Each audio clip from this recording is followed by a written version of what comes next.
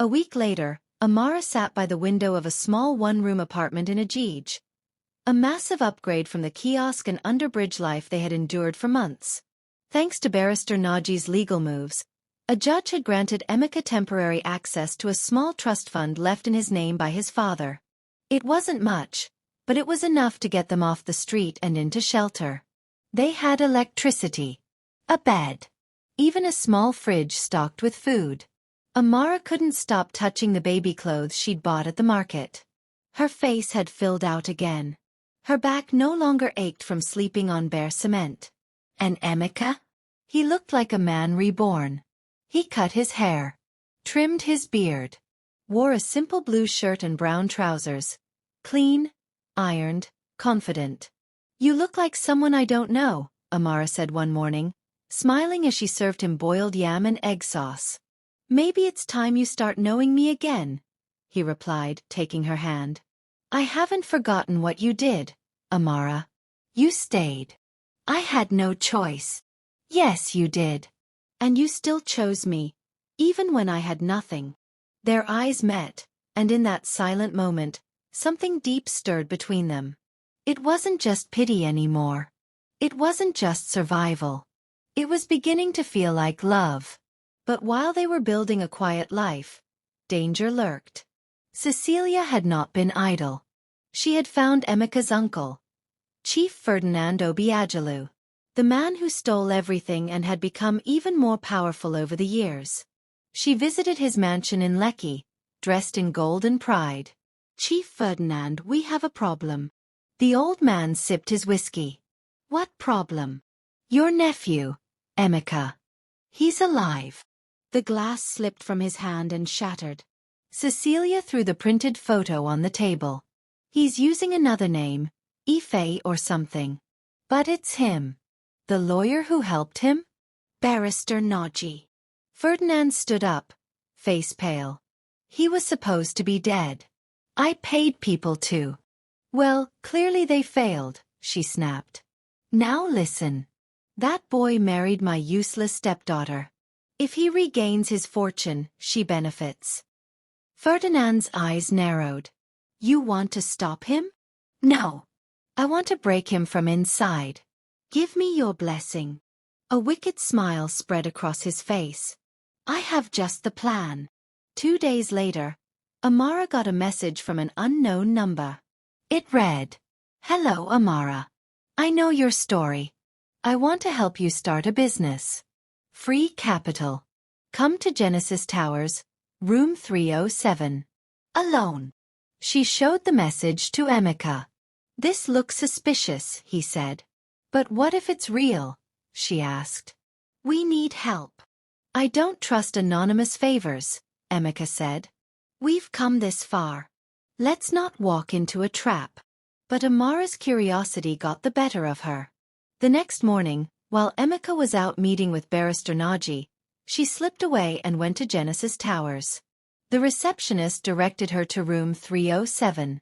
When she entered, her heart dropped. Cecilia was sitting there, smiling. "You?" Amara gasped. "Yes, my dear. Come in. Sit. I have nothing to say to you." "Please," Cecilia said, her voice unusually soft. "I came to apologize." Amara blinked. "I was cruel. Wicked. But you must understand. I was angry, broken after your father's death. I didn't know how to love you." "Then why now?" "Because you're about to become somebody's wife in full. A billionaire's wife. I want to make peace." Amara looked at her warily. "You gave me away to a man you thought was trash. And I was wrong." Cecilia opened her handbag and pulled out a thick brown envelope. "There's 2 million Nigerian nairas in here. Use it to start a business. Or buy things for the baby." Amara stared at it. "What's the condition?" "No condition," Cecilia lied. "I just want peace." But what Amara didn't know was that the money was counterfeit. And by accepting it, Cecilia planned to frame her for fraud and make Emeka look like a scammer who had staged everything. That night, Amara returned home and showed Emeka the envelope. She apologized, Amara said. She gave us money. Emeka's face turned dark. You took it. She said she just wanted to help. She doesn't know how to help, Emeka growled. She only knows how to hurt. Burn that money. What? I said burn it. Don't even open it. Amara hesitated, but the look in Emeka's eyes made her obey. She dropped the envelope in the cooking stove and lit it. The flames ate through the paper. Something about the way it burned confirmed Emeka's suspicion. Later that night, Emeka got a call from Barrister Naji. His voice was tense. Your uncle just filed a restraining order against you. He's accusing you of harassment and identity fraud. What? They're trying to make you look like a madman pretending to be Emeka Obiajalu. And that envelope your wife received? That was the trap. If you had deposited it into a bank, it would have confirmed their setup. Emeka looked at Amara, his face pale. They're trying to erase me again. Amara reached out and took his hand. Then we'll fight again. Together. And just like that, the war wasn't just about money anymore. It was about truth. And love. And revenge. The court was packed. Journalists whispered, cameras flashed, and old enemies sat at the back wearing dark glasses and smug faces. On one side, Chief Ferdinand Obiajalu, rich and proud, seated like a king. On the other, Emeka, dressed in a simple black blazer and white shirt, holding Amara's hand. She was now 9 months pregnant. Though fear gripped her heart, she refused to look away. She had come to fight. Not just for Emeka, but for herself, her baby, and every girl who had ever been thrown away like trash. The case had started 2 weeks earlier. Barrister Naji had filed a suit accusing Chief Ferdinand of theft, forgery, unlawful takeover, and attempted murder. The court agreed to hear the evidence, but Ferdinand fought back with everything he had. They painted Emeka as a fraud, an impersonator using the name of a dead man. They accused him of marrying a poor girl just to gain sympathy. They even dragged Amara into the mud, calling her a desperate street girl looking for relevance. But Emeka didn't flinch. I was born Emeka Obiajalu, he said clearly in the witness box. My father was Chief John Obiajalu. I was framed, arrested, and thrown away like dirt. But I survived. And I've returned to claim what is mine. Ferdinand's lawyers laughed. Where is the proof? One of them asked. Documents can be forged. Stories can be made up. Do you have anything stronger than words? Barrister Naji smiled. Yes, he said. We do. He pulled out a USB drive and inserted it into the court's projector system. A video began to play. It was a secret recording from years ago. A private video stored in Emeka's late father's safe. In it, Chief John Obiajalu looked into the camera and said, If anything happens to me, know this. My son Emeka is my only true heir. I've hidden all real documents with Barrister Naji. My brother Ferdinand is not to be trusted. The room went silent. Even Ferdinand's face changed. The judge looked up. Do you confirm this video is authentic? Yes, my lord, Naji replied. And we also have fingerprint records, original birth certificates, and a hospital DNA test that confirms Emeka's identity. The defense tried to interrupt. Objection. Overruled, the judge said. Proceed. Ferdinand began to sweat. Then Barrister Naji delivered the final blow. A surprise witness. An old woman was rolled into the court in a wheelchair. It was Emeka's mother. Gasps filled the courtroom. She looked weak, but her voice was clear. That man, she said, pointing at Ferdinand, is a thief. He tried to kill my son. I was locked in a care home for years, but I'm still alive. I remember everything. Ferdinand jumped to his feet. She's lying. This is all staged. But no one listened anymore. The truth had landed like thunder. Outside the courtroom, reporters surrounded Emeka and Amara. Microphones flew in every direction. "Sir, how does it feel to reclaim your name?" "Madam, how did you survive all this?" Emeka looked at Amara, then faced the cameras. "I was once homeless. The woman beside me is the only person who saw me as more than a beggar. She believed in me when I had nothing. So today, I reclaim my name not just as Emeka Obiajalu, but as a husband, a father, and a man who forgives, but never forgets." Amara smiled, wiping tears from her eyes. But across the street, inside a tinted car, Cecilia watched them. Her fists clenched. She had lost. And she knew it. She had mocked Amara.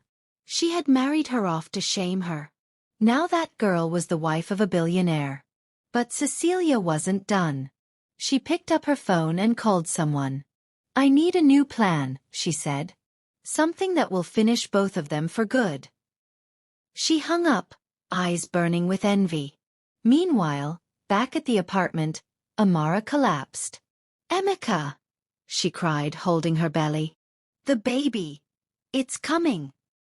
Without thinking, Emeka carried her in his arms, flagged down a car, and raced to the nearest hospital. As doctors wheeled her in, he held her hand. "I'm here. I won't leave. I swear." Amara nodded, tears streaming down her face. In that moment, the courtroom victories, the scandals, the pain, they all disappeared. All that mattered was this life they had created together. The cry of a newborn baby broke through the quiet of the hospital hallway at 3:47 a.m. "It's a girl!" the nurse shouted joyfully. Emeka stood frozen for a moment, then tears filled his eyes. He rushed into the room just as Amara cradled their tiny daughter to her chest. "She's perfect," Amara whispered. Emeka leaned in, kissed both mother and child, and said, "Welcome, my little queen." He named her Kizaram. God answered me. For the first time in a long time, joy felt real. Not a distant dream, not a fake smile, but something true. But happiness wasn't safe for long. 3 days after the delivery, while Emeka went to the court to sign legal papers officially restoring him as CEO of Obiajalu Holdings, Amara received an unexpected visitor at the hospital. Cecilia. She looked different. Desperate, pale, and wearing a plastic smile. "What are you doing here?" Amara asked coldly, holding her baby tightly. "I came to congratulate you," Cecilia said sweetly. "You've done well for yourself. Billionaire husband. Beautiful child. You must be proud." Amara stayed silent. Cecilia's smile faded. "You think you've won, don't you?" "I didn't win anything. I survived." Cecilia dropped the fake smile completely. "Let me make something clear. That man, your husband, was mine to destroy. And I don't care how rich he is now, I will ruin him." "You already did," Amara said quietly. "But he rose again. And you hate that more than anything." Cecilia stepped forward. "Tell him this. His uncle is planning something. He's not done. There's another account. A hidden one overseas. If Emeka goes after it, he'll walk right into a trap." Amara's eyes narrowed. "Why are you telling me this?" "Because if he falls, your baby falls too." With that, Cecilia turned and stormed out. Emeka returned shortly after and saw Amara pale. "What's wrong?" She told him everything. Emeka called Barrister Naji and launched an urgent investigation. Within 2 days, they discovered the truth. Chief Ferdinand had placed 900 million Nigerian nairas in an offshore account in Emeka's name. If Emeka claimed it without verifying its source, he'd be arrested for international fraud. "They tried to bait you," Naji said, furious. "But they failed." Emeka shook his head. "No. They failed the moment I survived prison. Every trap they set now is just noise." He turned to Amara and Kizaram. "You both are my future. That money? I'll let it rot. We already have more than enough." 6 months later, Obiajalu Towers had a new sign. The company was reborn, with Emeka as chairman and CEO. His leadership was bold but humble. He opened foundations for the homeless, offered scholarships for orphans, and made Amara the head of his new family outreach program, the Kizaram Initiative. She walked into the office every day with grace, confidence, and a child on her back. People bowed to her now. The media couldn't get enough. From street to throne, the woman who married a homeless billionaire became the headline of every major blog. And as for Cecilia, she was exposed. An anonymous whistleblower, someone from Ferdinand's camp, leaked voice recordings of her role in the setup, the fake money, and more. She was arrested for conspiracy and financial manipulation. Ferdinand, disgraced, lost everything. The government froze his accounts. His foreign partners backed out. His properties were seized. At his trial, Emeka showed up in person. Ferdinand couldn't meet his eyes. "I don't hate you," Emeka said. "But I will never forget what you did. This isn't revenge. This is justice." He turned and walked away. Outside, Amara was waiting with Kizaram in her arms. "Is it over?" she asked. "Yes," he said, hugging her tightly. "It's finally over." They moved into a quiet mansion by the hills of Ikoyi, far from noise, close to peace. The house had wide gardens, children's swings, and a reading room filled with books Amara always dreamed of owning. One evening, as they watched the sunset, Amara whispered, "Thank you for choosing me." Emeka took her hand. "You were never the mistake they said you were. You were the miracle I never saw coming." Kizaram giggled in her playpen. The past was dark. The pain was real. But in the end, love had the last laugh. And that laughter echoed across every room of their home. Forever.